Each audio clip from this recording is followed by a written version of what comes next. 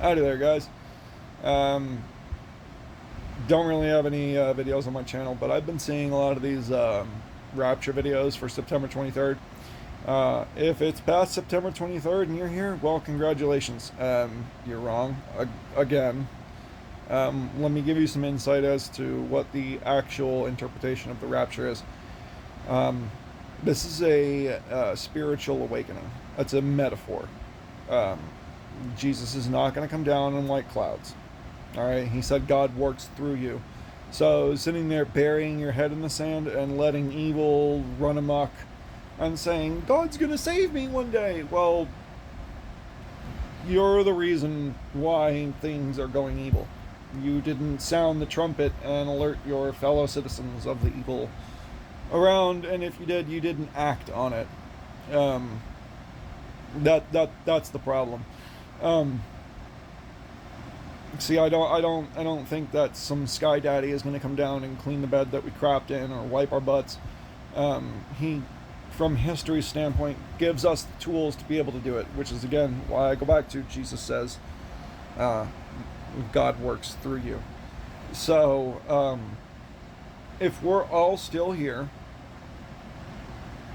then, well, I mean, I guess wake the hell up and get ready to start picking up society like I did. I currently live in an apartment with over 400 different plants. Things from cinnamon to vanilla beans to clove trees and roses, coffee bean. I'm getting ready to rebuild before society collapses. If Jesus comes on white clouds or aliens come down and fucking save us, you know what? All the power to it. But until then, it's a very dangerous teaching to tell you to sit there and wait for Sky Daddy when you're the one, you are the one who is supposed to make heaven on earth. Stop waiting for a miracle and be the miracle. Okay? Like seriously, this rapture teaching as it is needs to end like now. I'm done with it. It's gotten beyond the point of it. Jesus is very wise, but from a scientific standpoint, there is no promise that we are actually conscious after death. If you knew without a shadow of a doubt that you would not exist after you're dead, the soul is a metaphor for how you are remembered after death, would you still be good? It's a very good question. Does the promise of an afterlife, is that the only thing that actually makes you be good?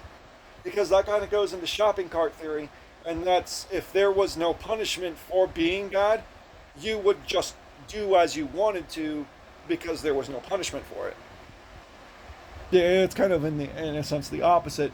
If there was no promise of glory, would you still be good? And this is why I say to bless an atheist who is actually good, who understands morality is objective to a certain stance, because that in and of itself is why Jesus is the Son of God. People say, oh, he's the Son of God, but why? It's because he's the father of objective morality, not subjective morality. A lot of people think morals are subjective and based on how you're raised and everything, but if you look at what Jesus said, 2 laws govern all other laws.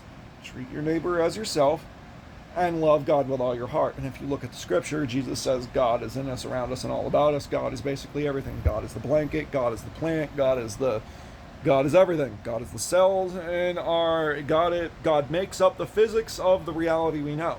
So you should respect life.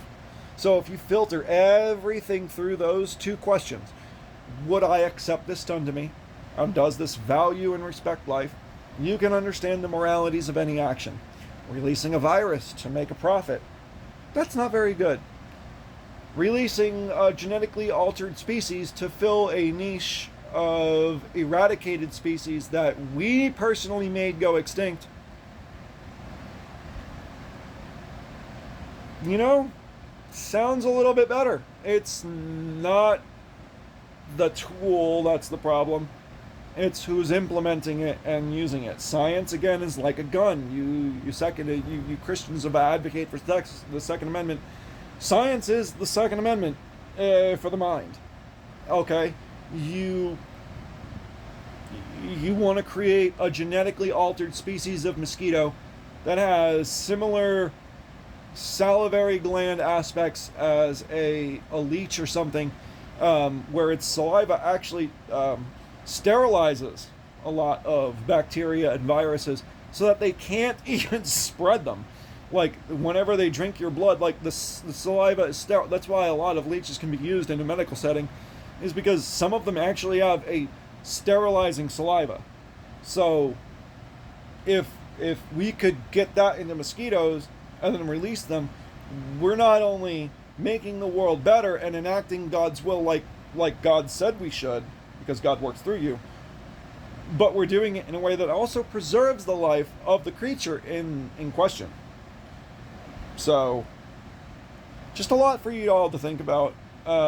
If y'all want to follow me, go ahead. I'll post another video whenever I get to 100 subscribers. Y'all have a good day. God bless.